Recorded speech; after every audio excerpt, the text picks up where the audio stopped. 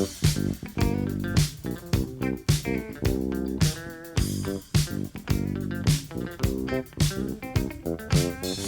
cookies.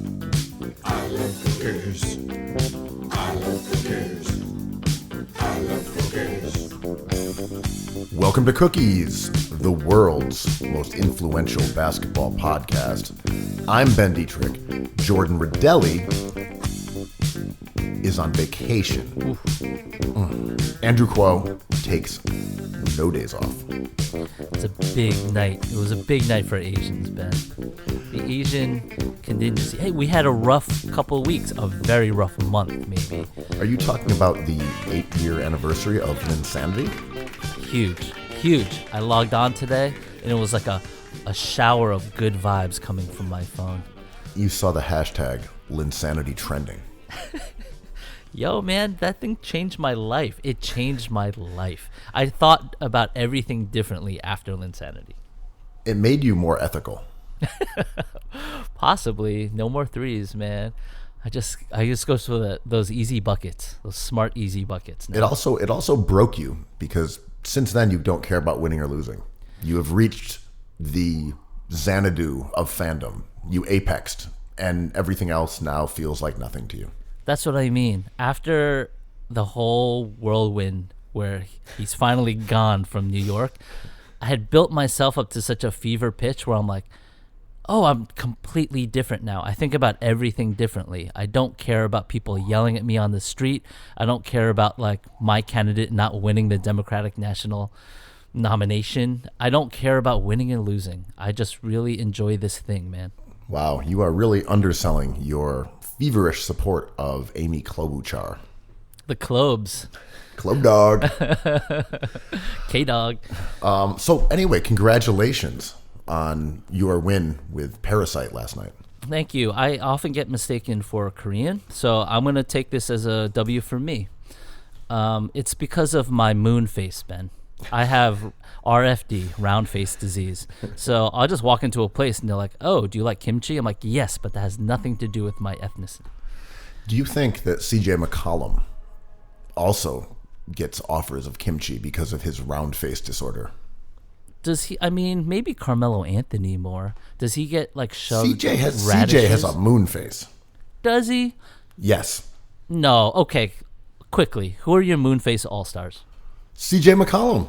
He is the king of the moon face. Paul Millsap? Well, he's kind of a blockhead, though. No, Millsap has like an Easter Island head. That's very true. Carmelo Anthony is the king. This crosses over into Mutant Turtle All-Stars, right? It's kind of similar. Like Bonzi Wells is the round face king. Bonzi Wells is the Ninja Turtle god. I know Mello is the star who most resembles a Ninja Turtle, but it is Bonzi. Mello is the Blink-182 of Ninja Turtles. He tried to cash in on that whole trend, but shout out to the originators, Minor Threat, Black Flag, Bonzi Wells. The true Ninja Turtles of the NBA. So anyway, Parasite, now the best movie of the year. Yeah, I mean, I can't disagree. I don't want to get too Linsanity about this, but 3 or 4 of them all of them could have been best movie of the year. But Parasite was interesting because it was a foreign language film and it had kind of a spicy point of view and it was South Korean. So everyone's take yesterday was that the Academy and all the people in the room aren't getting that Parasite is about them. that was the conventional, cynical take on Parasite winning Best Picture. Do they also think they should trade Joel Embiid for Mo Harkless? Can you trade Embiid for a Vucevic? Any Vucevic, a Vucevi? Do these people know that Parasite is mocking them, and do the Sixers know they have to trade Embiid? I mean, would you say that Parasite wanted it more? Parasite definitely has a Mamba mentality. But like art doesn't behave like that, in my opinion. Things could be about ideas that are referencing the people in the room and still work as good art. You don't have to treat it as a direct conversation with you. This is not really about you. This is about an idea. So when people make fun of the color blue and I'm wearing a blue sweatshirt, I don't take that personally. Well, the conservative critique of Hollywood and like the limousine liberal has always been that, oh, you claim to want to make the world a better place, but yet you are rich. And it always seems like a logical leap where the accusation is that, I guess, that they're not acting in their own self-interest and therefore it's hypocritical. I don't really even get that idea, but it must be more that, oh, you're out of touch or something. But there is this odd thing like, oh, you don't understand the message of Parasite because you're wealthy and famous. Right. But why would someone not be able to understand that message, even if you were wealthy? Yeah, it goes back to our cookies theme of people can't be complete articulations of everything you think they should be. And artists make things and players do things that align one way and kind of don't cover all the bases. And I don't know. No spoilers with the movie. I thought the ending of Parasite was more complicated than I expected. And it kind of turned around. So I read an interview. I think we're allowed at this point to talk about Parasite and not worry about spoilers. I could be wrong, but I think after you win Best Picture and the movie's been out for 6 months or whatever it is, and it's on demand, I think you're allowed to talk about the ending. I think. Let's do it. Okay, spoiler alert. We're going into it. The poor guy, the poor family ends up back where they started. They try to get to upstairs from downstairs. They kind of do on a surface level temporarily, but at the end they find themselves in a situation, a perilous situation, even more perilous than when they started, where they're relegated to the basement, kind of like the Knicks, and they have lost their family connection. So now they're separated, and the father's in the basement looking up at upstairs. And I read an interview with Bong, and he said, he really enjoys when his movies come full circle and they end where they begin, and he loves like the fairy tale aspect of that storytelling. I thought the ending was more complex because we're made to sympathize with the poor family, obviously, because everyone wants to feel like they have that Mamba mentality, and they when they get knocked down, they get right back up, and all these worldly things that religion has taught us to believe, or whatever. And the mythology of social advancement and the idea of being able to pull yourself up by your bootstraps and do it quickly and in a way that is effective and pulls you out of the slums forever by your own ingenuity. Right. Do they and even that is a fictional that's not possible like in reality. And it's the most interesting story because the opposite is not as interesting. But I thought the ending of Parasite was complicated because the people we were meant to sympathize with end up being the people who are the villains, in that they wanted the thing that made this whole thing bad. If upstairs is the issue, then why are they striving to be upstairs? So they were just taking the place. They were striving to take the place of something else, right? Like, well, it was also that the house represented the social mobility. It was the trappings of wealth in a physical sense. It wasn't actually being rich. It wasn't having a rich lifestyle. It was just being in a rich person's house. Yes.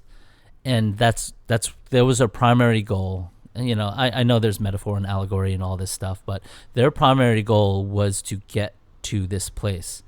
But the whole sadness of the movie was this place is the problem, not the fact that they weren't in the place. So my hottest take, which I don't think is correct at all, as usual. That has never, ever stopped you. is that I got the feeling that this movie inadvertently was sympathetic to the 1%. I don't think that's incorrect because there is ambiguity and we are made to empathize with the poor family and to root for them, But they commit crimes. even though it's with some reservations, right? We know we want them to get into this house, but the way they do it is grimy. And they take advantage of other poor people and other workers in order to maneuver themselves into this position of being in the house and having roles within the household that they are now inhabiting. Yeah. And we root for them to get there, but we know that the way they're doing it is nefarious. Right from the jump, when they poison the housekeeper with the peach, these are bad actors in this story. Absolutely, yeah. So the ending, I thought, so not to get too hyperbolic, but like, what does the title mean?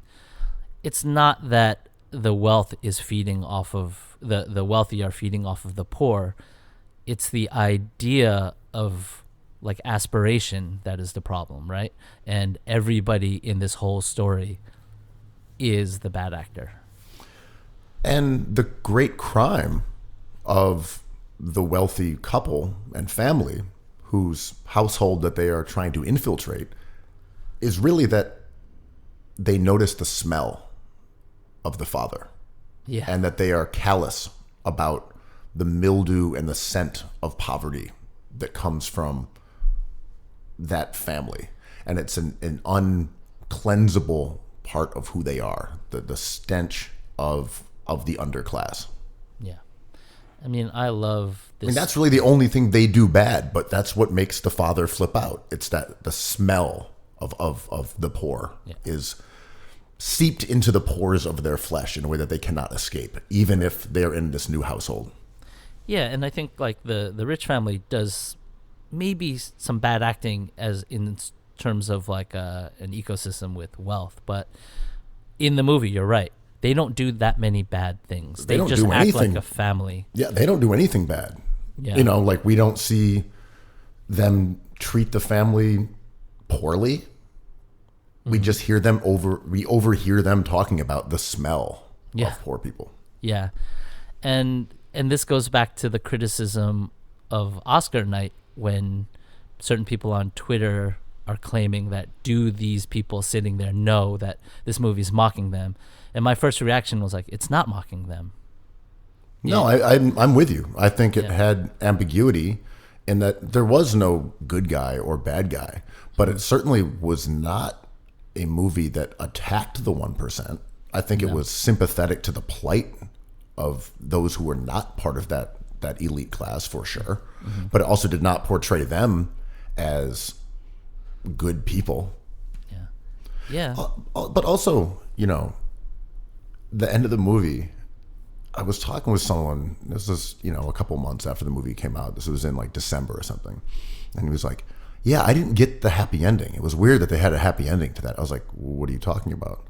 And he interpreted that sort of fantasy sequence at the end as the actual ending of the movie.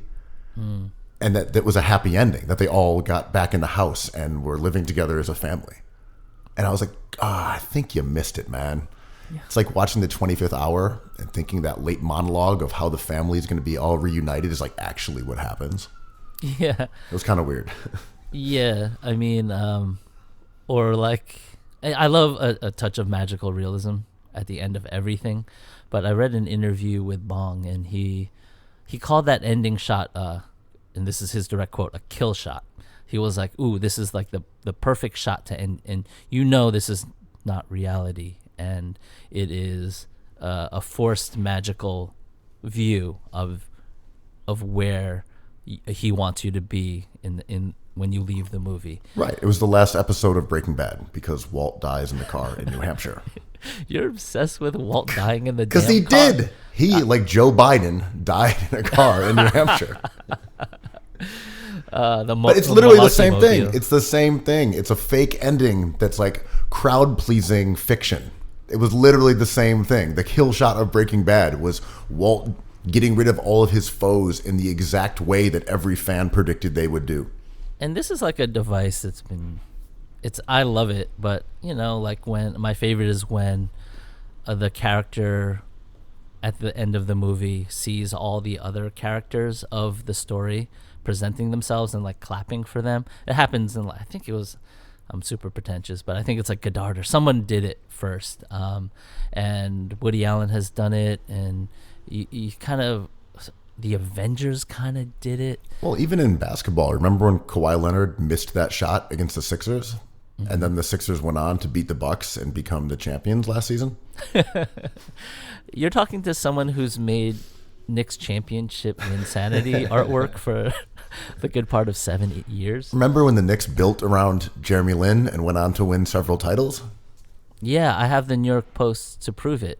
I mean, they might be doctored, but prove they aren't. But anyway, I thought Parasite was an interesting thing because we didn't get to talk about it when it came out because we missed the boat, but I'm glad it got the award. It was really surreal seeing a bunch of Asians on that stage, man. And my first reaction was like, I felt protective of them as like Tom Hanks was like whooping and hollering. I'm like, get out of here, man.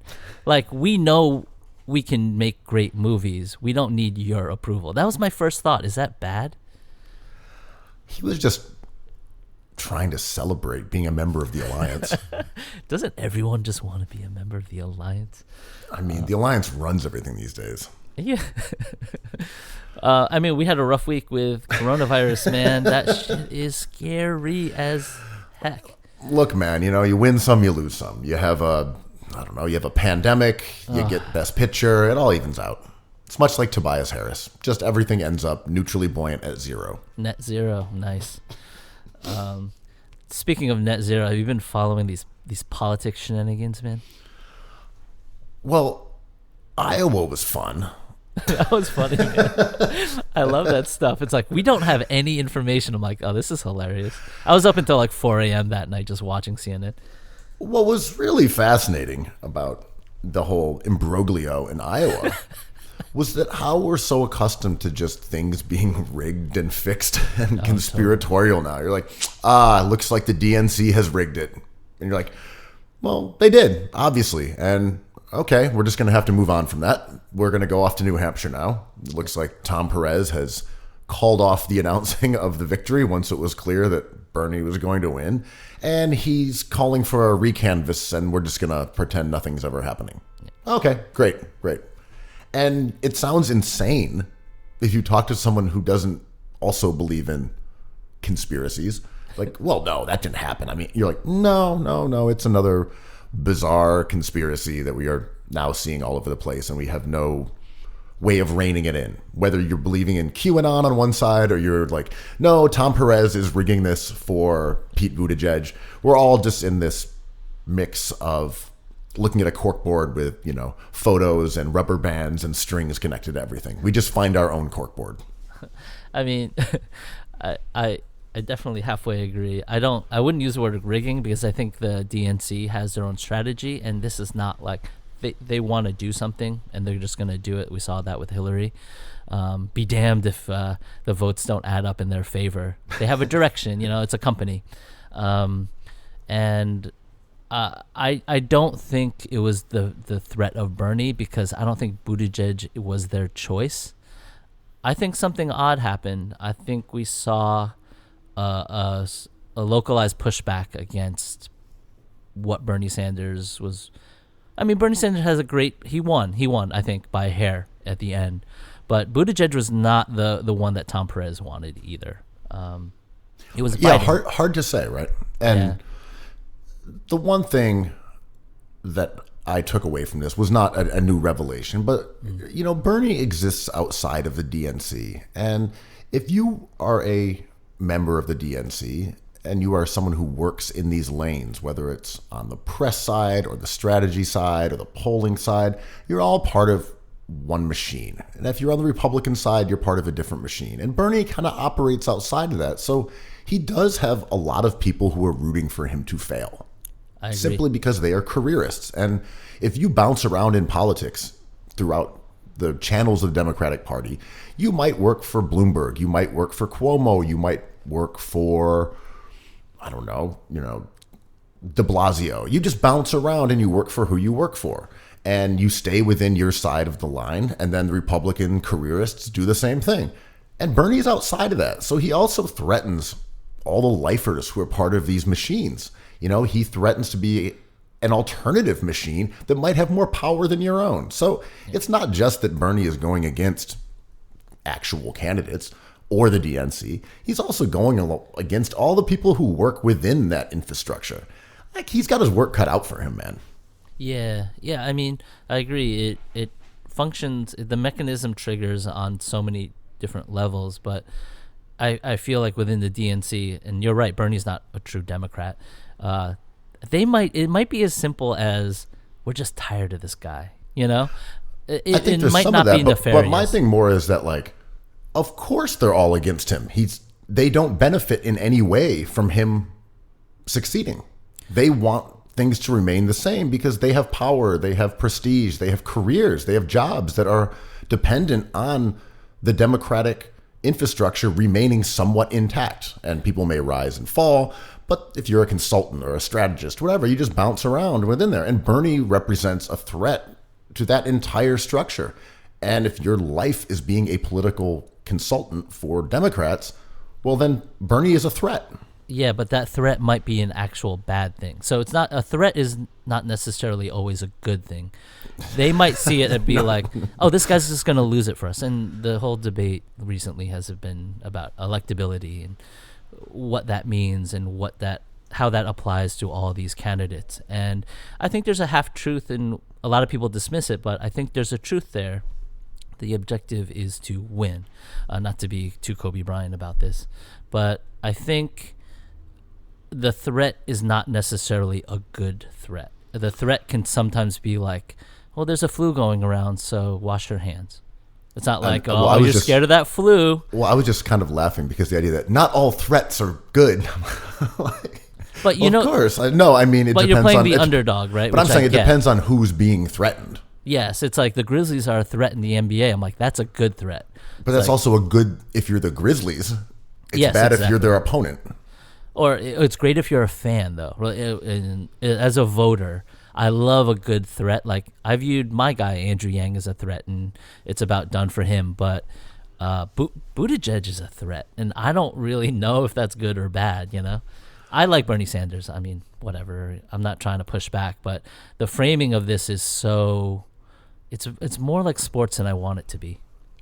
It's very much like sports, and it's very much like, I don't know, the breakdown. Oh, are you a Rihanna fan or are you a Beyonce fan? Do you ride Rihanna, with, clearly, do you ride with Cardi B or do you ride with Nicki? And it is really this same exact dynamic a lot of the time. Like, oh, I'm with this segment of the party and I'm K-Hive and now I'm this. It's like just switching your allegiances mildly depending on who's adjacent. And then in November, someone's like, country music rules. And you're like, all right, let's band together, buddies. It's the rap hive versus everybody. But isn't electability a bit like winning culture? Isn't it just an idea that you always say if you're disenchanted with someone or some idea? You know, like, well, look, Warren can't win because of blank. Buttigieg can't win because of blank. Bernie can't win because of blank. You can always play the electability card against anybody if you really want to. Yeah. And well, Biden can't win because of this. It's kind of like, well, yeah, you have to have some veterans here because, like, otherwise it's losing culture. Or we shouldn't be playing the veterans. We need to be playing the young guys or we'll never win. There's always a self-fulfilling element to why someone is viewed as electable or not. And I agree, and that's why I said there was maybe like a half-truth to it, because I don't like the word electability and I don't like the phrase winning or losing culture. But when you talk about winning or losing culture, you know exactly what people mean. It means good players. And yes, you should get good players. Like, we have a winning culture now. I'm like, no, you just got really good players. Good candidates are good candidates, and you can say that they're electable or not electable. But when you look at somebody like Obama towards the end of his first run, you're like, this guy's very electable. And I just thought that translated to, this guy's a fantastic candidate. I also think that it's exactly what you're saying. Obama became a winning candidate because he won.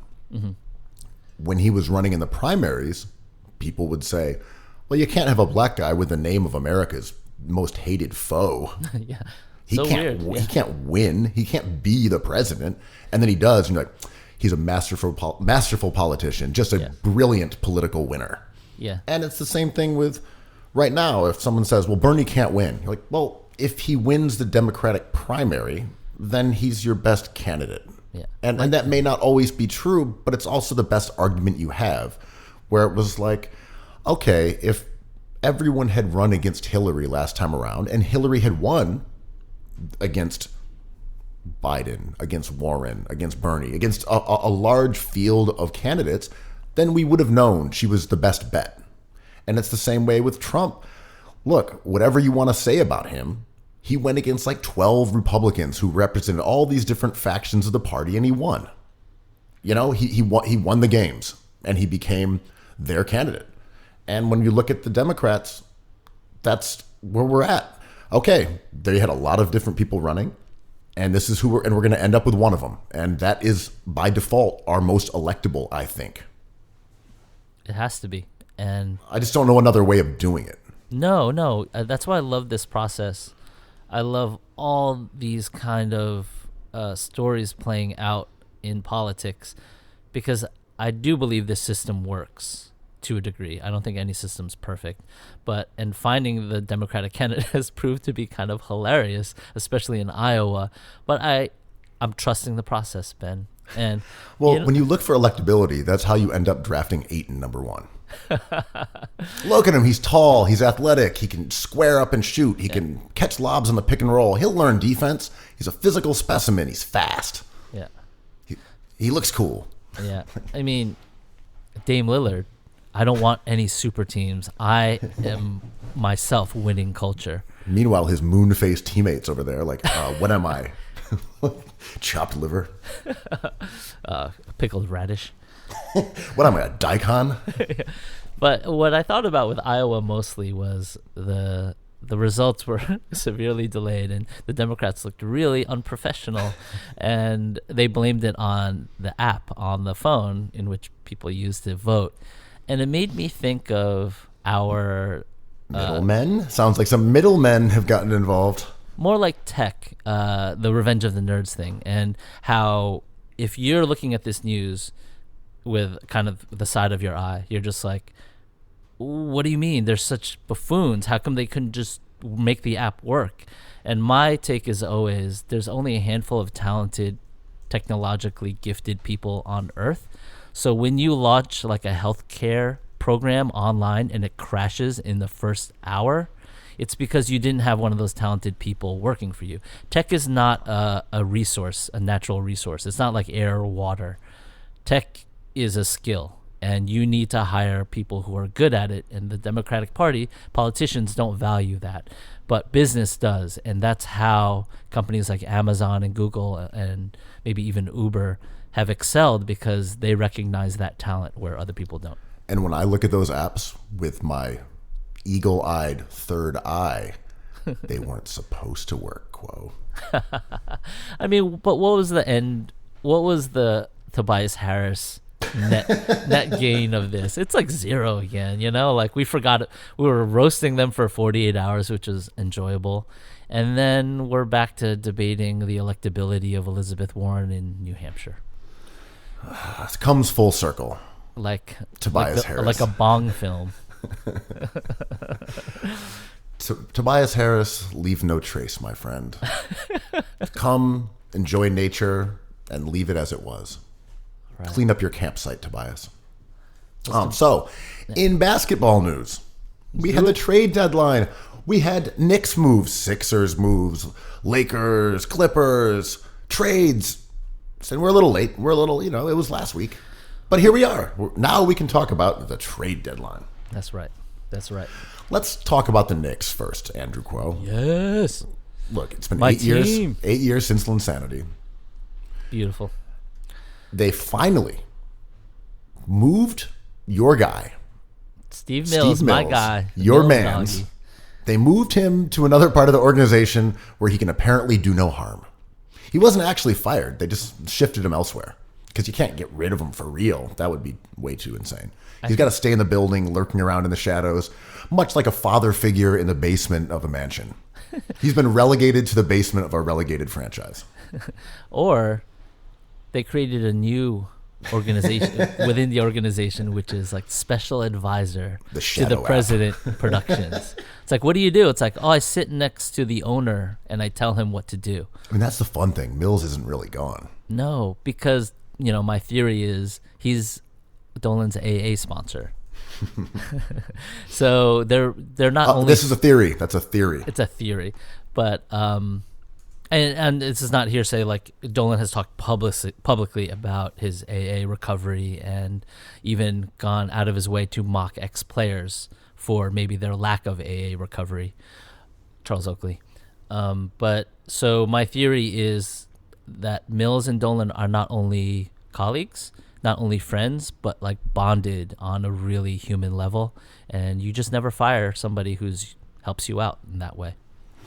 So he's been shifted out of his role, and I don't know if we really need to talk about Mills and his legacy and anything like that. But let's talk about where they're going. So they're bringing in Leon Rose, who started his own sports agency, ended up folding into CAA a few years back. He's been a very powerful sports agent for a long time. He was Allen Iverson's agent during Iverson's prime. He is a big dog in the sports agent world. How do you feel about him coming in to run the organization? Well, it's hilarious, right? Because his clients include ex-Knicks greats Carmelo Anthony, Ronaldo Balkman, Andrea Bargnani, Marty Collins, Eddie Curry. It's like a legends only. It's a J.R. Smith. It's a murderer's row of the greatest Knicks of all time. It's just like it's like a palace of royalty. But I think the interesting thing is Dolan is fixated on the people he perceives have intelligence and have a farce view of the NBA.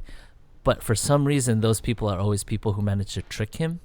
So it's like, who's this guy? Fool me once, shame on me, or shame on you. What is the saying? Fool me twice, like I'll hire you.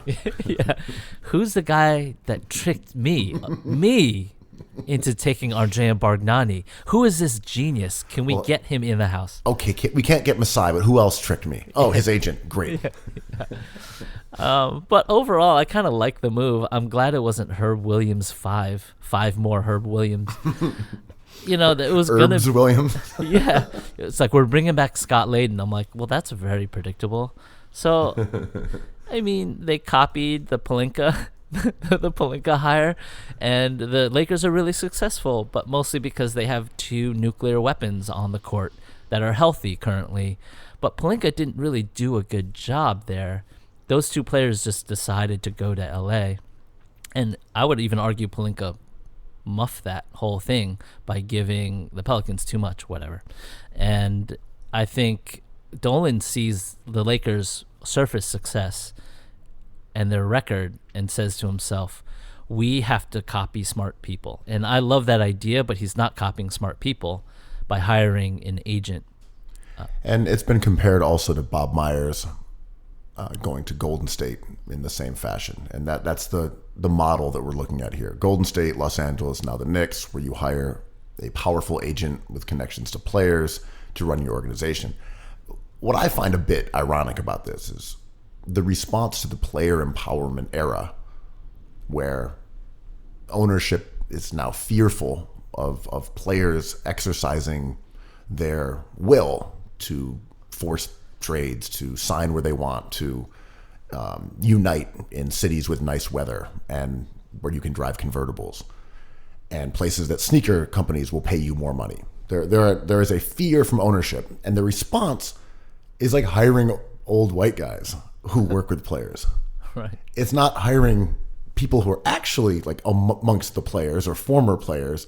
It's hiring agents to players. It's like the middleman is like another old white guy who's in power. It's a weird response. It's not like, it's clearly an acknowledgement of this player empowerment era, but it's still so status quo in some ways. It's a little weird. Well, I mean, there was the Elton Brand hiring in Philly. There's a team in Philly called the Sixers, and they hired this guy Elton Brand after some guy got removed by the NBA, and they hired some other guy. I'll tell you all about it later. Yeah, I'd love to hear that tale. But like I get where you're going with this, because I am as well tired of people who look like Leon Rose who maybe don't have an impact. By the way, Leon Rose is a white guy. I know his name is Leon Rose. White dude. Yeah. And I'm optimistic in that it's at least breaking from tradition in the company of MSG. I wonder about what Leon Rose's vision is, but he hired World Wide West, which is already fun, and who is connected to the players. And my dream was Rich Paul. I thought Rich Paul would have given us the most juice as fans, and we would have had that would have been cool. Yeah, and I think he would have done a good job, actually, definitely, probably, And Leon Rose, I know he's a powerful insider, but like his clients are okay, My thing also is that in a way it's kind of kicking the can, because we don't know what Leon Rose thinks about team building. We don't know if he's regressive or progressive or a modernist or a neoclassicist. We just don't know what his outlook is. The same way as I have no idea what Pelinka thinks about basketball. And generally speaking, it kind of means, who is Leon Rose going to hire? Who is going to be working with him? And how will we understand what his vision is? Because it's kind of a blank slate. Okay, this guy has connections to players. He knows everybody. He's respected. He's made players a bunch of money. Okay, cool.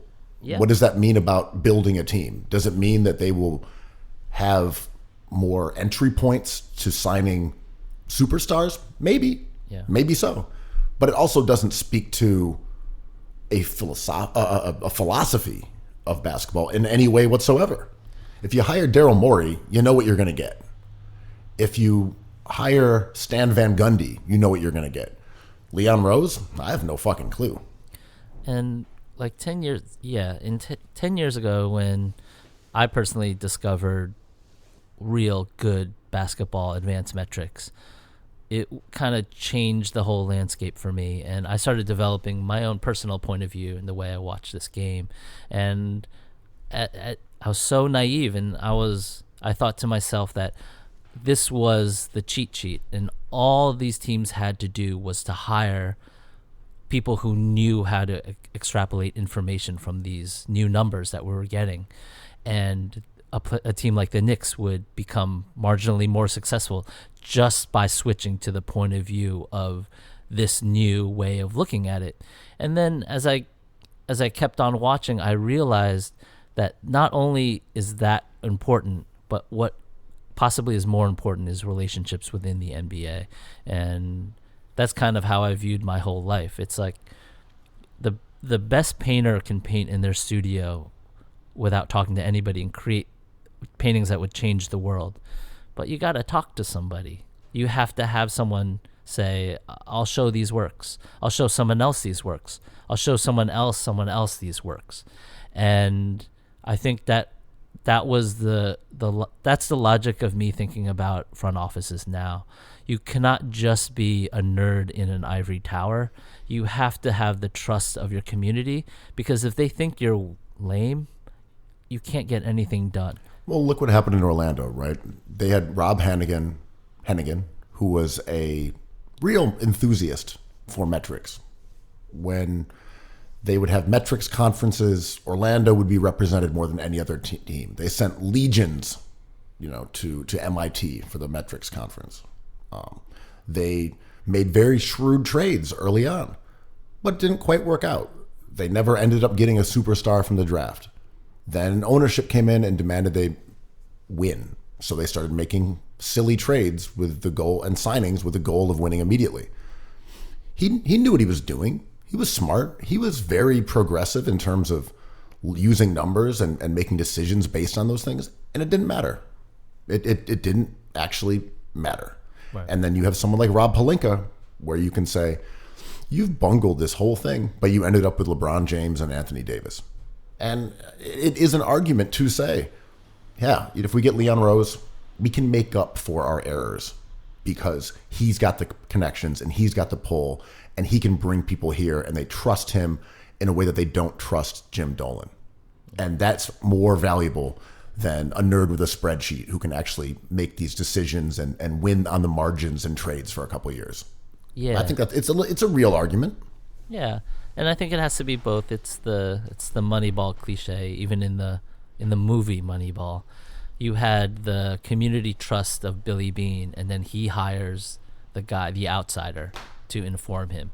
So he's the middleman. The outsider is making the decisions, Jonah Hill, and he's extrapolating all these information from these numbers, telling Billy Beane, and Billy Beane acts as like the mushroom in the forest and distributes all this information and brings back nutrients, whatever. The mycelium network Yeah, of Billy Beane. You know, I love that stuff. My one of my friends was mocking me yesterday about the Knicks because, you know, I'm very positive about every hire they make because who cares? You know, this thing is really fun to me anyway. I watch every single minute of every game. And he asked me, is there a person on earth that I'd be mad at if they hired him to replace Mills? And he was like, someone in the Trump family, like Malcolm Gladwell, you know, like who would actually move the needle? And I couldn't really think of anybody. Like, I was lost. You're fine with any hire, basically, is what you're saying. Can you name me a person that would get me riled up? And I'm not trying to, I'm open to being riled up. Can you name anybody on earth that would be appointed Knicks president that would get me upset? No. I think you're fine. I think you're fine with everyone because you see the comedic potential no matter what. Yes. And that's what we're talking about. Basketball is joy. Basketball is about entertainment. It doesn't have to be about fury. No. It doesn't have to be about rage. You know, to me, I look at Leon Rose and I say, this is a blank canvas. We don't know what he'll do, but there's also nothing stopping him from saying, we're going to hire Ben Falk and pay him $1 million a year to just make our decisions. Someone should do that. Yep. There's nothing stopping them from hiring a really smart basketball mind and just following that lead and then using the prism of player relationships and a powerful agent to make those things happen. Yeah. That could totally work. We just don't know if they will. Exactly. And if it doesn't work, the sadness is they might not try it again, but they should keep on trying that because it's a way to do it that's as viable as hiring Ernie Grunwald 5. I think we can say at this moment, Grunfeld, before we move on from the Knicks, that they have engendered as positive a response right now as they have in quite some time. Moving Mills out of the throne, to another throne, through a different, smaller throne in the basement, antechamber, the dungeon throne. Moving him away from his position, trading Morai, getting Leon Rose. They fired Fizdale. The Knicks have kind of done some good crowd fan service here over the second, the middle third of the season. People are dismayed by the team itself for the most part, but it's like, hey man, they got rid of the guy you didn't like. They got rid of the other guy you didn't like, and they hired a guy you might like. And then they got an asset for a Morai. Net win here for the Knicks. Well, I was very happy with that day. Leon Rose was fun. Trading Amorai, making something out of nothing, signing him and then flipping him for a player who's better than him in Mo Harkless and 4 years younger. As a defender, I really enjoy Mo Harkless's defense.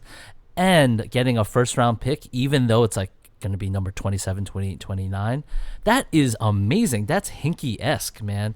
I was very proud of these guys. But I think the positive response most Knicks fans had was they were on a winning streak. They had won like 2 or 3 games in a row, and people on my feed were saying, we're back, baby. This is the team. Elfrid Payton for life. Look, the Knicks are currently in the 6th spot in the Tankathon rankings here. It's frustrating. Which gives them a 9% chance at the top pick and a 37% chance at a top 4 pick. So, like, cool. That's fine. You lose a couple more games and you fall into the 50% range and 14%. Yep. But the leveling out means that you don't actually have to be angry at a team for winning a couple shitty games. And I think that was the intent of the whole thing, to have teams not single-mindedly plunging to the bottom of the standings because there isn't enough upside. But there is still upside. Warriors they should certainly lose games, but it just doesn't have the same imperative to make sure you lose every single night. True. I mean, I love that late Clippers pick because the aura of just a first-round pick. Let's say the Knicks end up with number 3 and LaMelo Ball falls to number 2. They could swap picks and just include that Clippers pick. And it looks good for the team accepting that offer because now they're getting 2 first-round picks. It's a wonderful move, and I hope they know how to flip it when the time comes, or just draft a player. I love it. The Knicks have something like 6 to 8 first-round picks over the next couple drafts. That's what you're supposed to be doing. Yeah. I'm not impressed by much of their young talent, but I do like Mitchell Robinson. The other guys are kind of whatever. But you know what? You're going to have a lot of salary. You're going to have a bunch of picks. You have some young guys with various amounts of upside. They're in the right spot for a rebuild if you can take them seriously and not switch into like automatically win now mode and sign a bunch of power forwards. Like the future is not that glum in the way that you could have looked at the Brooklyn Nets or the Sixers before they began their rebuilds. The Knicks are basically at ground zero. Shout out to Tobias Harris. But they're not in bad shape. The Knicks aren't fucked. No, Leon Rose took a good job. That is a desirable job in the NBA, even though everyone understands that your boss is James Dolan. That's a great situation in New York. I'd take that over 5 or 6 teams in a vacuum. High praise. I mean, we're talking about relegation here. Like, let's be real. The Knicks president job not being a total laughingstock is progress. Well, let's talk about a team that is in horrible position. A team that is in absolute shambles. Like maybe the worst in the league, just an utter scandal. The Philadelphia 76ers. You hate to see it. So the Sixers' shambolic season rages on towards disgraceful 50 wins. And we've talked a lot about the unsustainable fury of the Sixers fan. That in April, when they were losing their shit, in December, when they were losing their shit, already 20 games into the year, Sixers fans flipping their fucking wigs. Yeah. This was not going to, it couldn't stand. They couldn't maintain this level of anger towards a good basketball team. And now we've reached an incredible point where the rage from the Sixers fans has completely alienated the team. And in back-to-back games, starters of the Sixers have shushed the home crowd. Kings. It's fucking amazing, man. It's amazing. Finally, the Sixers players can say, no one thought we could do it, and I'll believe them. I'm like, that's right. Everyone doubted you, except Cookies. Look, fans can have whatever relationship with the team they want. If you want to advocate trading a top 10, top 15 player from the team you like on a weekly basis, like full-throatedly advocate the trading of your young star, that's cool. You can do that. If you want to advocate for the firing of the coach, you want to have a Twitter handle that's Fire Brett Brown. No king shaming. You want Brent Braun out of the paint. That's cool. That's what you want to do. That's how you want to enjoy this sport. That's how you roll, whatever. Like, that's your thing. That's cool. You're allowed to do that, you know? If you want to boo a team that is 24-2 at home, you want to boo them? Go for because it. They're down by 1 possession to the Chicago Bulls at the half? Go off, my wrathful Kings. But it doesn't mean the players have to like you.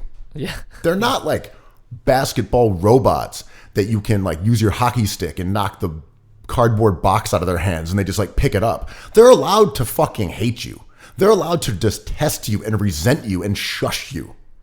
This is the bed that you made, Sixers fans, where your players despise you.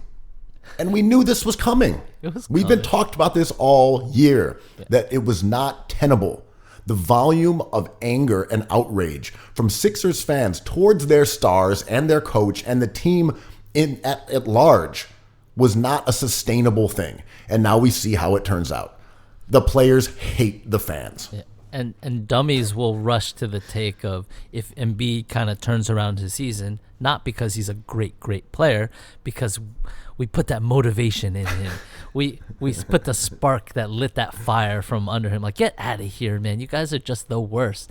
You should have just been supporting him. And I mean, okay, so you like booed a team that's 24-2 at home instead of saying, welcome back to the confines where we never lose. Thank goodness you're not on the road taking these L's. You're here with your people where we always win. No, shower them with booze and get shushed. the process failed, Ben. As Joel Embiid struggles to stay relevant in the NBA, we can now say Hinkie failed. That is, his vision has taken that. I don't know, whatever, man. I just like the Sixers. The Sixers banding together under the banner of "We hate the fans" is really the most beautiful music. It's awesome. It is a tune that I like whistling. I mean, so Joe this week said again that he wasn't having fun, and it kind of gave me pause because the first time was hilarious. I'm like, well, you're just gonna have fun again because you're a really fun guy. And then when he said it again this week, it started to make me think that there's something more going on, and it could be as simple as he misses home, he misses the food he grew up with, he's breaking up with his girlfriend, all these things that as a young man seem catastrophic, and they are because that's your life. But it doesn't have to be an argument with Ben Simmons. It doesn't have to be this kind of overarching displeasure with your peers. It could be simple. He's like, I'm losing games, I'm not having fun. But we talked with such. Look, he had a couple bad games. He shot poorly. The game against Milwaukee, what was he? Something like, I don't know, 4 of 19. No, that wasn't fun. Yeah, exactly. He played poorly and they lost. That's not fun. Yeah. Also, like, we understand that. He's also an emotional guy who speaks out, and the media would be mad at him if he said, I'm having fun. Yeah, it's great. Yeah. I'm loving this. Yeah. Love how we got spanked by the Heat. That was cool. like, what do you want from the guy? Exactly. And, we talk about with such nuance about Kevin Love and DeMar DeRozan, and we should do the same with Joel and Kyrie Irving and Ben Simmons. If the lessons we learned from the tragedy of Kobe Bryant dying, like, be nicer to these guys, man. Yes. And this is what bothers me personally, as again, people can have their whatever engagement they want to do with the fans and the players. That's on them. What bothers me is the amount of fury that goes towards two guys who are extremely good young players and a good coach. Those are the three good things about the Philadelphia 76ers, are Brett Brown, Ben Simmons, and Joel Embiid. Absolutely. There is nothing else great about the franchise right now. There are some promising players. You got Korkmaz raining threes. You got Thibault, a cool defender. Like, there are some good elements. But the real powerhouse, the pillars of the franchise, are those three things. And they're so good. And two star players who are 23 and 25 years old and could collectively be in Philadelphia for, say, a decade and give you a chance of winning a title every single year. And yet, those are the three targets of all of the abuse. No one's mad at Tobias. A few people complain, but no one's collectively like furious at Tobias Harris or Josh Richardson or Elton Brand. Al Horford takes a lot of abuse as well, and he's also good. But it's not their fault they signed big contract. They didn't do anything wrong. Like, where is the scorn for like the front office that assembled this team? Like the secretive cabal of former NBA office employees who constructed a team without guards. Like, don't be mean to the good parts of the organization. Like, let those things thrive. Right. Don't be mad at the people who showed up to your party. Yeah, you're mad at Ben Simmons, Joel Embiid, and Brett Brown? Those are the good things. Yes. Yeah, they're really good. And I'm shocked Shabazz Napier got traded twice in a week and not to the Sixers. What happened? He was just tossed around. He is exactly what they need. So their deadline was, I didn't think they needed to make grand moves. I didn't think they needed to break up the starting lineup. I didn't think they needed to trade Zaire Smith. I didn't think they needed to make any dramatic moves that reshape the roster. If you want to do that, you can do that over the summer. You shouldn't be limited to the trade deadline and the few teams who are willing to engage on you in a moment of desperation. I just don't think that makes sense. Yeah. And I don't think they are in need of a tumultuous overhaul. But I don't know. I didn't think they solved their biggest two dilemmas, which I've groused about all year, which is a bench ball handler who can also be on the floor with Ben Simmons and a backup five who can shoot from distance. I thought those were the things they needed, and they did not address either of them particularly. I don't know, from your perspective, what did you think of the acquisition of Trey Burks and Big Dog 3? I'm sorry, the dismissal of Trey Burks and James Ennis and the acquisition of Alec Burks and Glenn Robinson III. I thought they were extremely lateral moves. I thought the two players they dropped are kind of relatively as good as Alec Burks and Big Dog 3. Uninspiring. Alec Burks, his value was manufactured in a smart organization like Golden State, and they didn't give up much for him. I still would have kept those second round picks, but Alex Burks is kind of a prom king, and it doesn't, like you said, doesn't fill their need. And the promise is the buyout market, but when you look at the buyout landscape, especially with Darren Collison exiting scene, it just doesn't show much promise for those needs that you just talked about. I'm pushing them down. I thought they had a chance to win a chip, but I'm kind of selling that now a little bit. They really could use a ball handler, man. I think there's some speculation, some optimism that Alec Burks can be a ball handler off the bench. I went and watched a lot of his assists this year. He doesn't do that. I'm saying I went and watched all of his assists for a month. That's one of the great things about NBA.com. You can go on there and you can just click on a player's assist and look at every single game. Yeah. I'll say this. He is a slick passer in terms of seeing the floor, which is something that the Sixers don't really have. He can throw outlet passes. He can find a cutter. He moves the ball and he sees the floor and makes quick decisions in a way that the Sixers generally don't. He is not, however, particularly a ball handler. He's pretty much, I think he's okay at running pick and rolls, but that's not what the Sixers do anyway. They're not going to suddenly become a pick and roll team because of Alec Burks. They don't have a roll man. So I'm with you in that they are fairly lateral moves. However, if they weren't going to play Trey Burke, they now at least have a guy who will feasibly play in Alec Burks. I do think Ennis is probably better than GRA3, and I completely agree with you that these guys had fake value.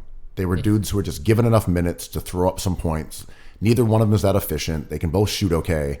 They were guys that, this is what smarter organizations who are rebuilding do. They find mediocre players, jack up their numbers, and then flip them at the deadline.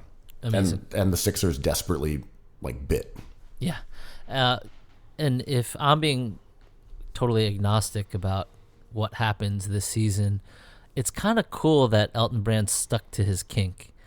He never wavered. No guards. It's one of the weirdest things I can think of in an organizational outlook. Yeah. Just, no, we don't believe in ball handlers. We will not do it. What does your team need? Ball handlers. You know what? We're going to give you less. How about that? We're going to get rid of Trey Burke, and bring in a non-point guard. Yeah. It's really, really wild. I love it. It's as if you. I mean, I'm rooting for the Sixers because I care about your sanity and I want you to feel happy. But it's awesome how a GM like Morey sits down and decides to commit to a point of view. Over every year, Morey seems to do this, and Elton Brand, whoever is pulling the strings there, might not even be Elton. It's not Elton.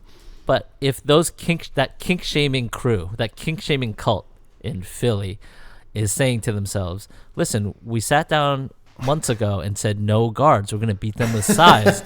Let's stick to it. I'm like, bravo, dudes. You guys are the best. More cheesesteaks. Hey, remember our credo. Yeah. No guards. We refuse. That's our thing. We're the non-guard franchise. That's how we live. Get rid of Trey Burke. We realized after signing him that he's a guard. Get him out of here, man. Wait. Who signed this guard? No, we thought we were getting Alec Burks before, but we signed Trey Burks, and he ended up being a guard. So we got to get him out of here. There's nothing more boring than a balanced NBA team. Let's be real. That's no fun. Honestly, man, the Sixers front office very much governs like fans. Yeah. They don't seem to have any particular outlook. They're like, ooh, Tobias Harris, he's pretty good. Yeah, sign him to a max contract. Jimmy Butler, I don't think he wants to be here. You guys like Thibault? He doesn't get along. We're keeping Thibault. Zaire Smith? Okay, we're not trading him. What else you guys got? Seriously, what's Twitter saying? Alec Burks? Okay, we'll do it. Yeah. Shout out to Jackie McMullen lurking in Wells Fargo Arena looking for those tasty morsels. Just hoarding a pot of gold. Yeah, collecting all those gold coins. There's rainbows everywhere, Ben. All those golden quotes. Put them in a little cauldron. The cauldron of conundrums. Is the locker room poisoned by their young superstars? Well, let's talk about the Rockets, though. You had a clear segue to the Rockets, and now we're back on it. So let's talk about small ball. The Rockets, right before the deadline, moved Clint Capella, who had been the starting center, to the Atlanta Hawks. And they acquired a former Rocket and former Sixer, and now former Minnesota Timberwolf, Robert Covington, who fits perfectly into their scheme of spreading the floor, having a bunch of guys who are under 6'6", and trying to win with the clearest version of small ball that I think we can say we've ever seen. More than the lineup of death? Well, the lineup of death wasn't actually small, though, because Clay's like 6'7", and KD's like 7 feet tall, and Iguodala's like 6'6". Well, that's a Hamptons 5, right? True. That's true, but I mean Iguodala's. Yeah, I guess he's 6'7". So I guess we can say the lineup of death was also clear small ball, but it's not as small as the Rockets, though. Yeah, that's true. James Harden took the tip off, which was pretty amazing. I mean, I've stood next to PJ Tucker. He's like 6'4", 6'5". He's not 6'7" or something. Yeah. I'm not sure what he's listed as, but that guy's like 6'4". But he's got that round mound. He's got a wagon. I love it. It's Morey being fun as always, and his long vision is amazing. Because, I mean, I remember when they got Westbrook for CP3, we thought that was pretty exciting, and it had its bumps. But this was his vision, perhaps. Maybe he saw the market and the field, and these were the players that led him to this current end, which is super small players. And they had the debut against the Lakers where they were just getting clowned by TNT. Weber, Barkley, and Kenny Smith could not get enough of how this wasn't going to work. And Weber kind of goes with a boomer gut feeling. I like Weber. He tries hard. He wants it more, but he runs out of talent. And Barkley just has a vendetta against Morey. They've been feuding for a decade. So that's so sad that the Rockets won. A resounding win. And Covington having just one of the best games of his season. But being able to see Morey's vision. I think if they lost, it would get buried. But since they just got that W, people can frame what happened on that court as what Morey was hoping for. One thing that, this is just observationally, is when you have, as the Sixers often do, a size advantage, and there's this clamor to, post up, just kick the ball into the post, and shove people around and get an easy bucket. You can't do it all the time, and it's a weird difference to say quickness, because when you're the Rockets and you have a speed advantage, you have a speed advantage every single possession when anyone has the ball. It's just always there. And it's always a threat, and it's always breaking down the defense. When you're going into the post and the defense knows it, you can do a lot of different things against it. You can bring doubles. You can help as the pass is going in there. You can do a zone. There's all these different ways to make it a hassle to pass the ball into Anthony Davis. And if you're the Lakers, it's not always possible to do it on every possession, to take advantage of that size mismatch, that they don't have a 6'4", 6'5" guy on Anthony freaking Davis. And you just can't beat that matchup into the ground the same way that speed hurts you on the other end. So I don't know that the Rockets are going to win a title with this style of play, but it's also very viable because going into the post, it just sucks as a way to run an offense. It sucks. Yeah, I mean, they've lost 2 games since that win against the Lakers. They lost a tight one against Utah, but when we saw that trade go down and we saw them kind of suit up for the Lakers, it was almost pick your own cliche. The cliche that TNT picked was, if I lean on you. The analysis was amazing. I think Kenny Smith leaned into Charles Barkley. He's like, look, I'm leaning into him and he's not falling over, but after a whole game, he's going to fall over. I'm like, is that analysis? What's happening? And they looked at Shaq and like, Shaq, don't you think that your size the war of attrition, you're just going to end up winning that war because you're just going to wear the smaller player down? And Shaq was like, that's right. I was a great player. This is true. But I was really good at basketball. Yeah. The analysis stands. And like, I thought that was a deeply un-American idea because the more American idea would be float like a butterfly, sting like a bee. David Remember versus how Goliath. we won the American Revolution? Yeah. By dissipating into the woods? Like, I thought this was more, it was an easier take to go to the Ali Frazier or Ali Foreman thing where speed just wears down these lumbering forces of nature. And LeBron is old and AD is big, and speed, a cliche is speed kills, and 7 seconds or less. All these modern ideas that, not even modern anymore, but modern in its inception and idea. But these TNT guys really do not like that direction, and this is like a Boston media mafia thing.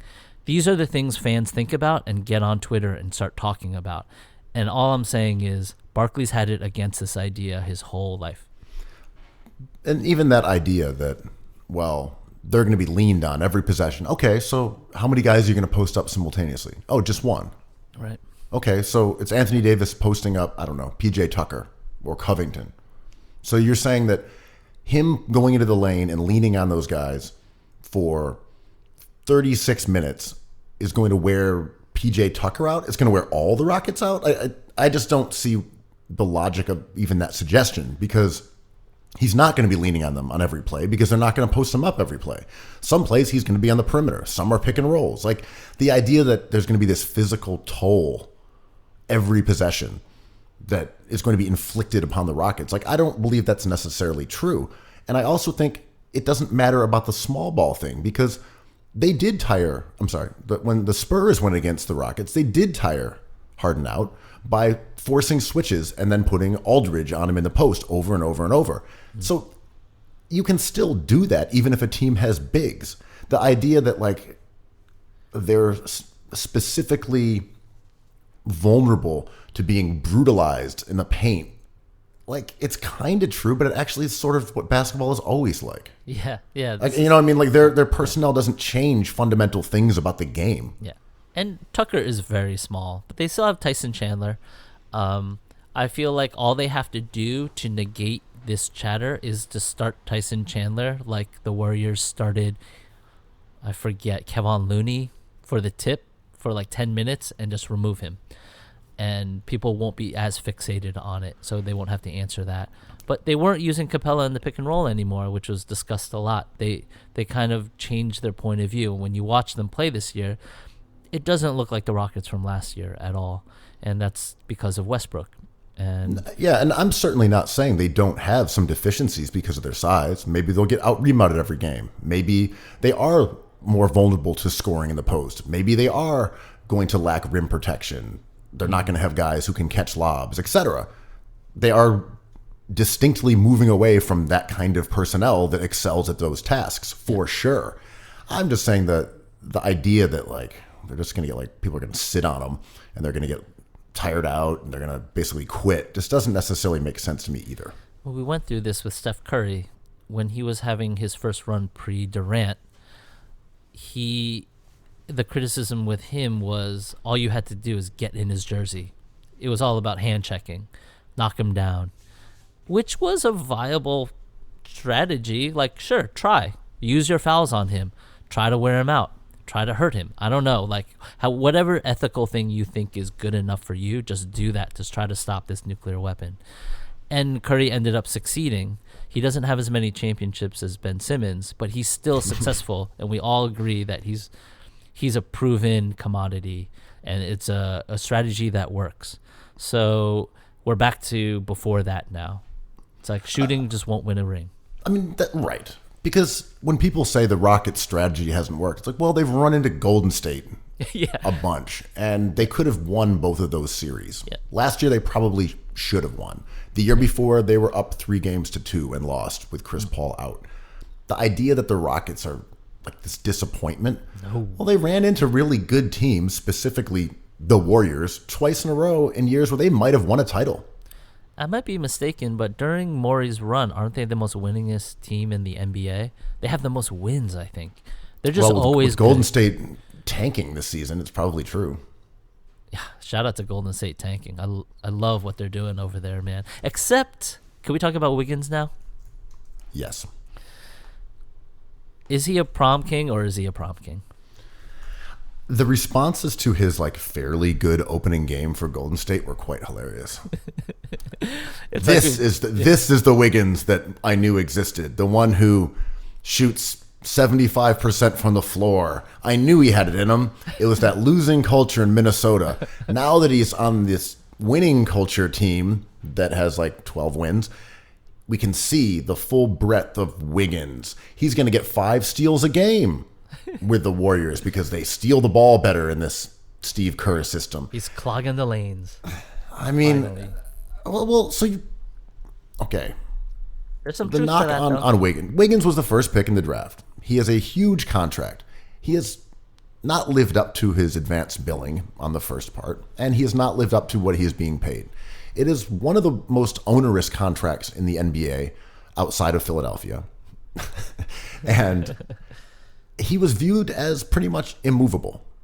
But after having a better season than he has had in the past, showing improved ability to pass off the dribble, maybe a little bit better defense, just in general, some improvement, Golden State acquired him for D'Angelo Russell. So you tell me, Andrew Kuo, why did the Warriors do this?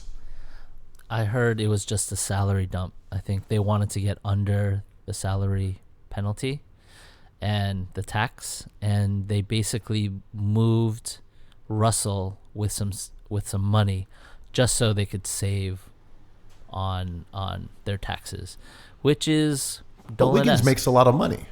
Yeah, but they sent more money across, not only D'Lo in the vacuum. I forgot the other 2 players, but it was those other 2 players that brought them below the threshold.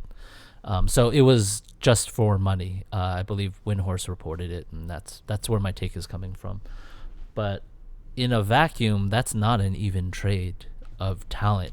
I think D'Angelo Russell has turned into a really good offensive player, and Andrew Wiggins is still bad. When Steve Kerr and the organization has talked about it, they've keyed in on fit. That's been their sort of line on why they did this trade, that Wiggins fits better. No. I don't know, man. We didn't even get a chance to see Curry play with D'Lo. We didn't get to see Clay play with him. We didn't get to see any version of the Golden State Warriors contending team with Russell on it. So that doesn't really hold water. We snap back to the same ideas we started with constantly, because it's still hard to accept positionless basketball. And I think maybe when we say that idea, people think it's big men coming out. But you can absolutely thrive with 3 amazing, Clay included, I love Clay Thompson, 3 amazing guards on your team if they're all great. Figure out a way to do it. I don't think it has to be Nintendo basketball where you have a small guy at point and a big guy down the middle or under the hoop. I think those guys would have worked, and I agree. I think it's really old-fashioned to say the fit would have been bad. I think they're just covering up for a money move. That makes sense to me. But Wiggins was a weird one to take on because it is a bad contract, and he makes like $35 million per season. So even if they got under the cap this year, they're taking on an albatross contract. But maybe they can get more out of Wiggins. Yes, I think that's on the table. Saying, you know what? We've got this system. We're going to put him into a Harrison Barnes role. This is not my thought. This is what everyone thought. Harrison Barnes trending on Twitter just because this is dribble bias. This is like Wiggins became like the new Harrison Barnes. Keith Van Horn role, you mean? Exactly. But, I hope Wiggins does thrive.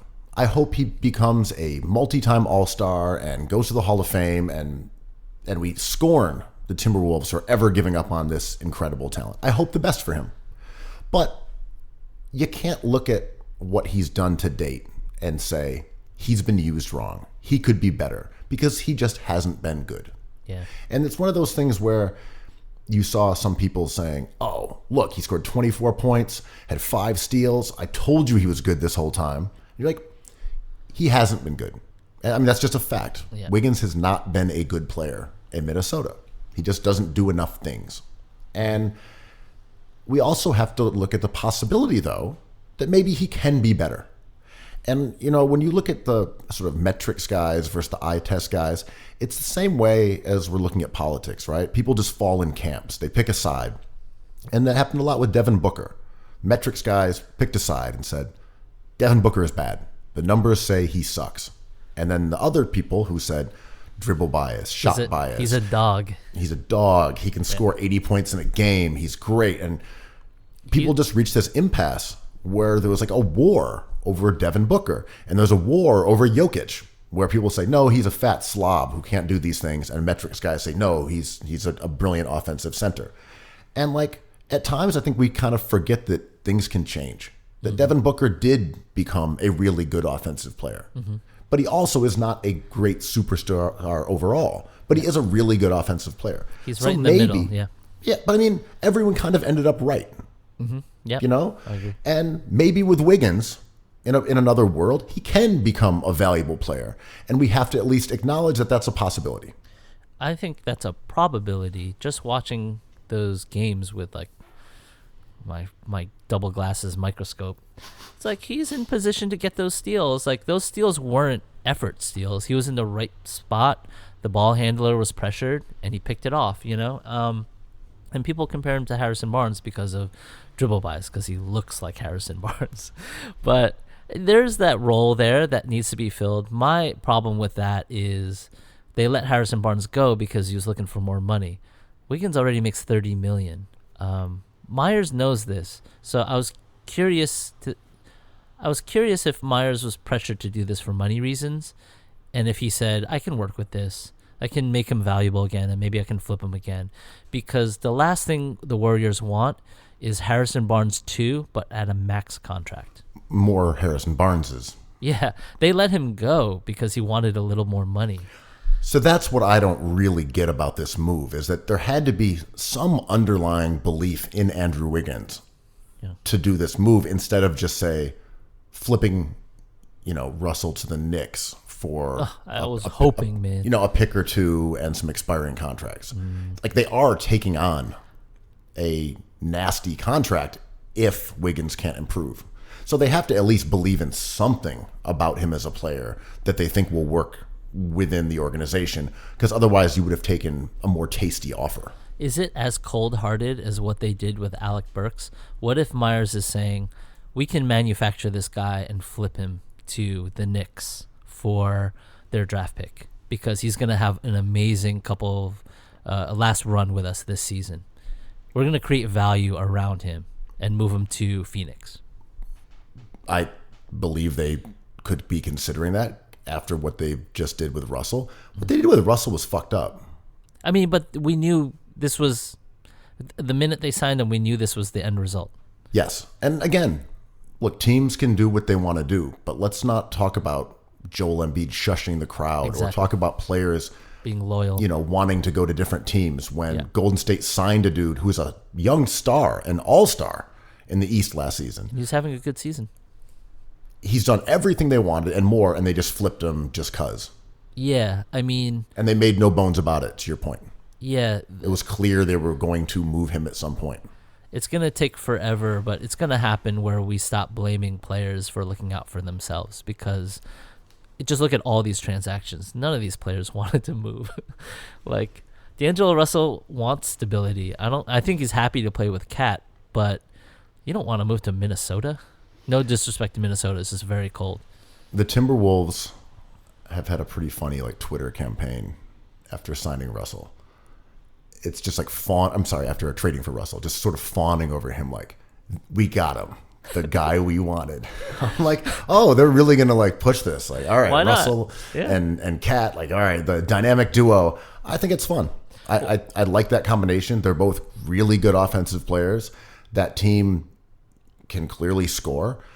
Does make me sort of wish they'd kept Covington, though. I know, and my hopes as a Knicks fan were dashed when I thought there was an outside chance that Cat could possibly move to New York. There was chatter of that, and hiring his agent, Leon Rose. Is this a long game? Are we going to get...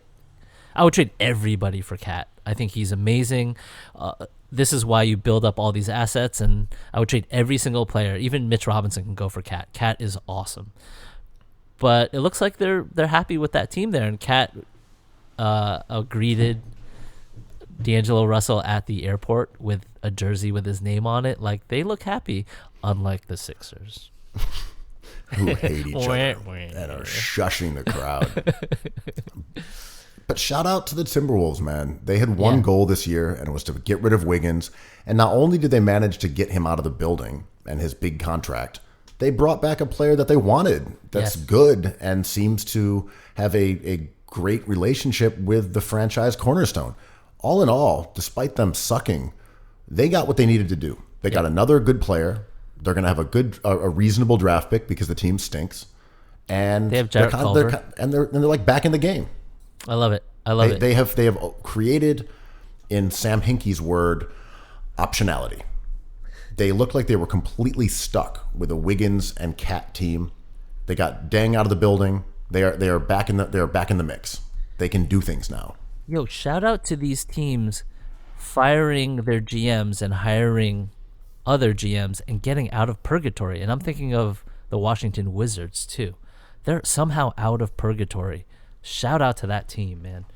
When does John Wall get back?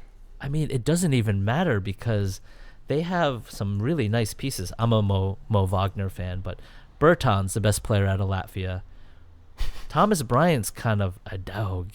Ryu A Rochester product, Thomas Bryant. Hachimura, the director of the best picture of last year, Parasite, is on that squad. And they got Shabazz Napier, who I have a weird player crush on because he's such a good fit. I mean, I'm really excited for Washington, man. It's a fun time as a fan when your team gets out of purgatory because it may not work out, but the future is bright. That's and all. I think yeah. if you're a fan of Minnesota, you can say, you know what, I was really bummed last week. And now there's a ray of light. We have two good young players, and they seem to enjoy each other, and they're going to be here for a while. They're both under contract. We're building something that you can be excited about, and you don't have to root for them to win right now, but you can root for an idea. Mm-hmm. And rooting for a bad finished product stinks. No fun. Rooting for an idea, even if you're failing, that's fun. That's why I love the Knicks. I always love the Knicks, but they're not in purgatory currently, and they usually are. The Wizards, yeah, it's more fun to be a Wizards fan, in my humble opinion, than like a Pacers fan. Even though the Pacers have a really nice young player in Domantas Sabonis, it's when you see the realization of, for lack of a better word, a process, and it's nowhere close to being fun or winning a championship, it's a little deflating. But, you know, when Detroit won a championship with the Bad Boys 2, seeing Darko Milicic on the bench was as fun to me as them winning it all because there was a future. There was another thing happening. Didn't turn out that way, but this idea of hope is more valuable than wins, in my opinion. Well, speaking of the Pistons, they're a team that has very much been in purgatory. Yowza. Because you had Drummond, who was a franchise cornerstone, but not really good enough to make you a winner, but also not bad enough to be the problem. They brought in Blake Griffin, who, amongst his injury issues, is kind of the same way. And that pairing was not good enough to get them beyond the fringes of the playoffs in the East. So at the deadline, they dumped Drummond for basically a second-round pick. And the Cleveland Cavaliers are now looking at a Kevin Love Drummond front court. For a few months. For a few months. To me, it feels like a trial. They're going to look at it and say, could we win games with a stretch four like Kevin Love who can pass, a big, rebound glomming Goliath in the middle, and a few young guys around the perimeter? Can we foreseeably win games in a way that would make us pay Drummond? I think that's what the Cavs are doing here. It's just a trial. It's a trial balloon here. Like, all right, could we maybe pay Drummond $30 million a year and see if this works? I mean, Cleveland's one of those teams that I think are in big trouble because they're not only doing this trial run with Drummond. I think there's a strong possibility Drummond decides just to sign somewhere else. He's a thoughtful guy. He wants to win. He's in the later part of his prime. It's go time. New York Knicks, baby. I mean, yo. Drummond's coming. You're killing me, man. I mean, I'm so happy they didn't trade for him, but the threat is still out there. What if Drummond was the guy that was hired to run the Knicks and he signed himself? Would that be someone that you would be in opposition to? No, GM the Drummond. Best GM player. He's a dog on the court and a dog behind the desk, man. Get you a Drummond that can do both. Yeah. But it's so funny just by just by cutting that cost, the Pistons, in my opinion, have become more interesting because Christian Wood was waiting there to play minutes and former process member. Yeah, and he looks good, man. And I think you'd rather see a young player who is getting his fourth or fifth chance on a cheap contract, kind of turning into this useful guy, him running with Sekou Demoya. I hope I'm saying that right. That's fun. That's more fun than Blake Griffin than Andre Drummond and Reggie Jackson. Also, seeing all these former Sixer bigs thriving around the league with Rashawn Holmes and Christian Wood and Nerlens, you're like, yeah, great. Philly doesn't really have a adequate backup center behind Horford and Embiid. And these guys are out here doing their thing. Well, it's a good thing that Elton Brand got that haul for Rashawn Holmes. I think he got a bunch of useful players that are currently in the rotation, and not to be fair, Elton was not actually the GM at that point. Oh, okay. That was the Brett Brown ownership offseason. And they got, or maybe that was Colangelo. I forget exactly who got rid of Rashawn. Maybe it was Colangelo.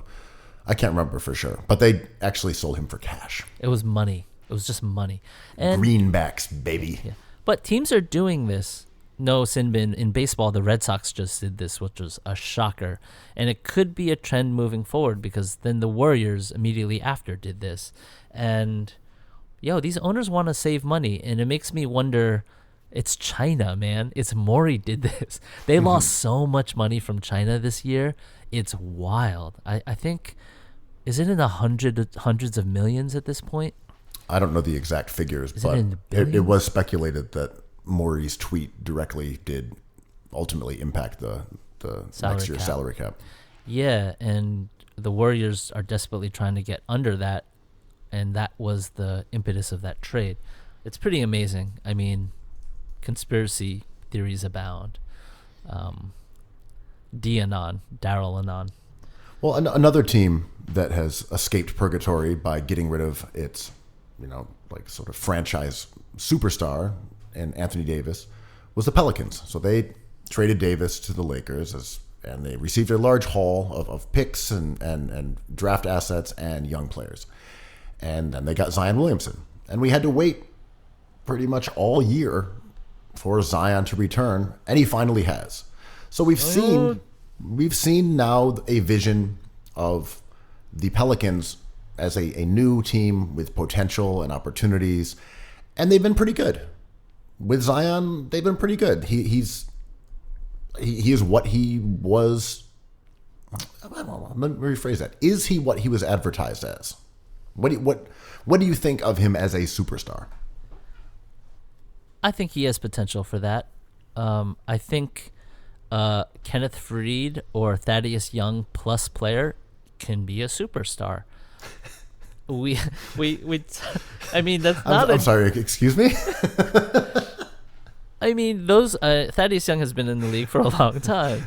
I say that because we've had worries all year about what other thing can Zion do. We know he could score like a beast. He's efficient. He's a dunker. He's Simmons-esque in his offensive efficiency.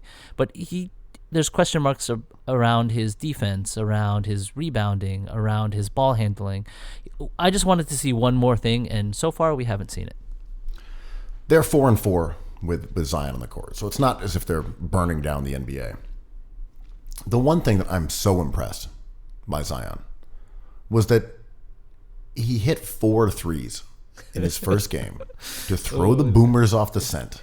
This is your wheelhouse, go off. And it created just a storm of viral content in which people said, 4 3-pointers? Why, that's more than Ben Simmons has made in his whole career. And the likes came flooding in. The retweets followed. It was a glorious moment for the Boston media mafia. Since then, in 1, 2, 3, 4, 5, 6, 7 games, Zion has not made a 3-pointer. In 4 of those games, he hasn't even attempted one. Right. He has made 4 for the season, and they all came in his first game. Since then, he is 0 for 5. Zion is ethical. He's extremely ethical, and this was the promise. I mean, this is selfish, and this is just an argumentative thing, but I wanted Zion to be in the league so bad just to show how unfair we are to Ben Simmons. Because he is exactly who critics of Ben Simmons hate about this kind of ball player who maybe doesn't keep defenses honest and doesn't stretch the floor, but is a devastating paint player. You know how many shots Zion has taken from 10 to 16 feet? How many? 1. You know how many he's taken from 16 feet to 3-point? All of them. 0.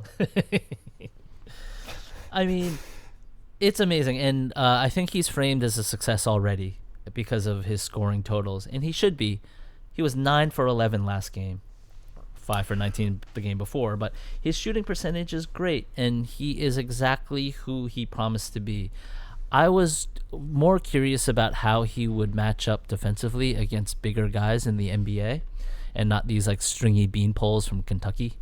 And he has 3 blocks all season. I think Frank Smokes has a higher block percentage than Zion Williamson. I'm surprised by his lack of blocks.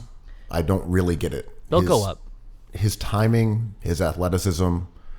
In college, it was just outrageous. Yeah, I his think closeout speed. Yeah, in the national championship game, he had a chase down block in which there was never any point in which you didn't think he was going to track the guy down and like smack his shit. Like, you just knew it immediately. And I haven't seen that happen. And I wonder if part of it is because he's gained a little weight. Maybe he doesn't have the speed, even though he still has the he can still get up really quickly, but maybe he's just not quite there. The lack of blocks has been really quite surprising. But he is rebounding much better than he did during the preseason. Per 36 minutes, he's averaging 26 points and 10 boards. Yeah. Like those are big time numbers. Yeah. And maybe we're looking at like Kevin Willis too, a guy who's pencil him in. Not bad. 25 points a game, 9 boards, a double threat every night, incredibly efficient. Maybe he's not going to be a great defender though, and that's a worry to me. That's fine. I thought there was maybe a chance that he could be a small ball center, like a Draymond Green, who could protect the rim, block shots, but also give you a speed advantage on the offensive end. I don't know that that's going to happen. I agree, and he is 19 though, so exactly. Like we have to be patient with these guys. I absolutely think he's going to be everything he promised, health permitting. But so far, I was trying to frame this take and it didn't quite work. Is he a shooting guard? His numbers kind of align with my idea of what DeMar DeRozan-esque shooting guard would be, but DeRozan passes more. And also, he does average 10 rebounds per 36 minutes. Yeah. Like he's getting boards in a way that no perimeter player does. Yeah, I think it didn't quite work out that way for that heater. But the lack of defensive counting stats was where I went with that. And the shooting guards that are outdated now, but who didn't love shooting threes, who just loved to get buckets. Because Zion's he's listed as 6'6", I believe. So he's not that big. He's got that junk. But I have no worries about him. I think he's going to be a really good player. I think all these things will fall into place. He looks healthy. He still waddles like a duck, but I love ducks, so let's duck it out. Well, again, he's so young that we always have to be really careful about jumping to these conclusions and saying, this guy's bad or this guy is good. He's already good. He's already good. Yeah. He's already efficient. He scores a lot of points. He's getting boards. There are some things like averaging 4 turnovers and under 3 assists. Those are things that are not unusual for a young guy to struggle in those regards. Like, it's okay. And it reminds me of those things we were talking about earlier, Wiggins, Booker. You got to give guys a chance to become better versions of themselves. Mm-hmm. And let's not be like, oh, Zion's just bad or Zion's just great. Well, we'll see. Coming into the league and averaging that many points and that many boards and being that efficient, shooting almost 60% from the floor. Like, he is a remarkable talent, but it's what we said all along. What else can he do? Yeah, and he'll figure that out. Is he DeAndre Ayton, except for he doesn't shoot? Mm-hmm. But is that like we could pencil him in for 20 and 10, but he's not a difference maker? Yeah. Maybe not. Maybe, yeah. I still like what the Pelicans are doing. I think that's a really promising team. I think what they decide to do with Drew Holiday will dictate their next. I'm really happy to see Lonzo playing better. He's one of my faves. He's like just a basketball genius. Yeah, man. And I also like to see Ingram kind of using his length. He's a tantalizing player, and he might always be. He hasn't meshed completely well with Zion, but how could you? It's a new dog on the court, And Derek Favors also came back and has played pretty well, and he was a key component to that team that missed most of the season. He's only played like 800 minutes. And I still look at that roster, and it's still astonishing to me how much they got for Anthony Davis. And then when you think about the Lakers and what happened to them this trade deadline, they wanted 3 guys, specifically Andre Iguodala, Darren Collison, or that dog and that enforcer in New York, Marcus Morris Sr. Or I think it's Marcus Morris. It might be Markieff. No one will ever know. We'll never know. But they didn't get any of them. And I think the Lakers are incredible, and we knew they would be incredible as long as these 2 guys were on the court. But our fear all season, all preseason, was they're really top heavy, and Kyle Kuzma is not a good player, and the Flying Eagle can do what he does in spots, but you can't really play him. There's a few worrying things about the Lakers. They have not been good against top teams, and it could be a small sample.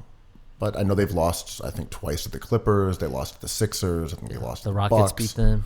The Rockets. They have not been great against other elite talent. And I don't know if that's particularly worrisome, because I'd rather lose in a close game to a good team, than like drop games against bad teams. Yep.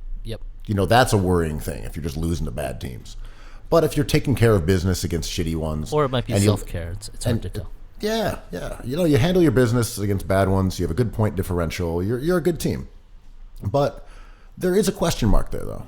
And I think it comes back to what you were saying. Like, how good is this roster after LeBron James and Anthony Davis? And what do they need to do in the buyout market? Because, to your point, they've missed out on guys who potentially could have elevated the surrounding talent, maybe in a meaningful way. Collison was a huge get, and they tried. He had a cup of coffee with Jeannie Buss courtside. I believe the fans were chanting his name for Darren Collison. An amazing moment to be Darren Collison. Shout out to Darren Collison. But he turned it down because I believe he's a deeply religious man, and he wants to take a break, and he's going to stick to that. He might come back next year. Big loss for the Lakers. That could have really helped them. It could have helped the Sixers. It could have helped the Clippers. The Clippers getting whatever Morai they got on paper was, in my opinion, a downgrade from Mo Harkless, but keeping him away from the Lakers was amazing because the Lakers really needed him. Yeah, the Lakers have outplayed their ratings a bit this season, and that's a little bit of a concern. Their record is slightly inflated by a couple games over what you would expect via their offensive and defensive ratings. But they're top 5 in both offensive and defensive rating. So that is absolutely a title contender. Any team that's in the top 5 in both those categories is a real problem. Yeah. And they should be thinking about winning a championship, and obviously they are. So not improving is an issue. Yeah. Because we know the rest of the roster is not that great. And we know they are a contender, and they're trying to contend, and to kind of strike out at the deadline, that's a little disappointing if you're a Lakers fan. They just needed a little bit. They didn't. This is absolutely a contender, maybe the contender. They just needed a little bit. And Pelinka sucks as a GM. Man. He is so bad at this. He can't get anything done. AD and LeBron went there on their own volition, and he gave up the entire team. Keep Josh Hart. That's true. And that's really the issue here, is that they gave up all that talent and kept Kuzma. Yeah, he's not the one to keep. He's the first one you move. Exactly. If they could have kept Lonzo or kept Hart, we'd be talking about something different here. Their talent is top heavy. It's LeBron and Anthony Davis. And after that, they're getting pretty good minutes and contributions out of JaVale McGee and Dwight Howard. Mm-hmm. Danny Green is pretty good. Mm-hmm. But after that, you're talking about Caruso and Rondo and KCP. It's a lot of mediocrity on the wing there. Mm-hmm. And they could still get it done. We've seen LeBron take Deladova to the top, but I don't know. This shouldn't be a challenge like this. You shouldn't be asking LeBron to do this in 2020. You should be able to get him. I mean, Shabazz Napier is my new Keith Van Horn. Get him someone like that. Get Trey Jones. Trey Jones? Am I getting confused with his brother? Anyway. Just a Jones. Whatever Jones you can get. I don't know. They're just a very old team, which kind of irks me in some regards. Dudley's 34 and Rondo's 33 and Howard's 34 and JaVale's 32 and LeBron's 35 and Danny Green's 32. I wish they had a couple young guys in that mix. I don't know. I mean, I'm not saying those guys are washed up, but it's a lot of age. I love Kuzma. He looks like a dog off a leash in a pet store. He's just all limbs, just crashing the boards, missing shots. He's really fun if you don't care about winning. If you care about winning, he's a disaster. I'm surprised they didn't trade him, to be honest. Considering he had a bit of a tiff with LeBron, that other franchises apparently want him. Yeah, it seemed like they could have made a deal with the Knicks or maybe with Sacramento to get a Bogdan or a Bogan, some sort of. That was off the table, though. They moved salary to keep Bogdanovich, whichever Bogdanovich. No, it's true. I'm just saying, it felt like Kuzma was their route to an upgrade. Well, the rumor was the Knicks, Scott Perry's temporary leadership, offered Morai to the Lakers for Kuzma and perhaps a pick, and they said no because they didn't want to move Kuzma. I would have done that in a heartbeat if I was the Lakers. You're going to win a chip this year, and Kuzma is a bad player, man. I think he's a great guy to trade. He's young, he's kind of bad, but he's sort of a celebrity, and people think he's got more potential than maybe he has. Mm-hmm. He's also not that young. Yeah. But I don't know. Maybe if you're the Lakers, the fact that he's affordable and you have team control over his rights when he becomes a restricted free agent does play a part in this, because every year they're going to have to sort out the rest of this roster because they got rid of so many young guys. So maybe it's one of those sort of, okay, we picked Kuzma, he's sticking around, and he's our one young guy that's under contract, along with your boy, the bald eagle. Can we talk about the influence of Demolition Man? Kuzma's hair is the exact same color as his skin tone, which I think looks amazing. And it makes me think of that era of sci-fi. I think The Fifth Element was around there, where people were messing with, like, they're bleaching their hair and new fashions. And when I see Kuzma on the court, I think he's a sci-fi king. He looks cool out there. Yeah, the blonde hair, when I see it initially, I kind of make fun of it. But on the court, I'm like, who looks cool? Yeah, man. He looks like a chucking, bricking zombie. You know, like, he's got that white hair, he's got that really pale skin, and he's wearing yellow. I'm like, ooh. Where's look Wesley at how he misses Snipes? shots. It's like he's missing shots from the future. Yeah, is Bruce Willis trying to capture him as a bounty hunter and bring him back to his boss? Bring him back to the garden. Yeah. I mean, I would have loved him in New York, to be honest, for a Morai. I'd be like, okay, I love this pick. Let's go. Because Mo Harkless is The boring. word on the street is that he wanted to come to New York. Who? I mean, if you were Kuzma, of course, right? He's got Wanted to everything eat he it- wants He here. wanted to eat Katz's at Lilia. Deli, the He could have Empire gone to State Lilia every night. Yeah. He really loves the Had meals historical with spots. celebs. Yeah, he loves a tenement museum. Yeah, he really wanted to go to the Frick. I mean, this city's built for him, man. Ellis Island, historic. Ah, the Jewish Museum. Like, he loves it. That's right, the Museum of Chinese in America. Awesome. But yeah, Kuzma would have been great here. I would have been definitely into that as for fun potential. I just wanted that pick, and we got it. So, sorry, Kuz. What could have been fan fiction. Well, this has been a nice hour and 46 minutes of Cookies update. You know, we had a little slow week. We had to digest the trade deadline. We wanted to see what was happening with the Oscars. You know, we wanted to make sure we came in fully prepared. I love cookies. That's right. I had to get my Asian energy up, and I did. I was just waiting for those Iowa results. Stay tuned for New Hampshire. Yeah, Buttigieg season. They're saying boo. You can't see me, but I'm shushing you right now. Yeah, is Buttigieg shushing his follower, his base? Boomers. Cookies. Cookies.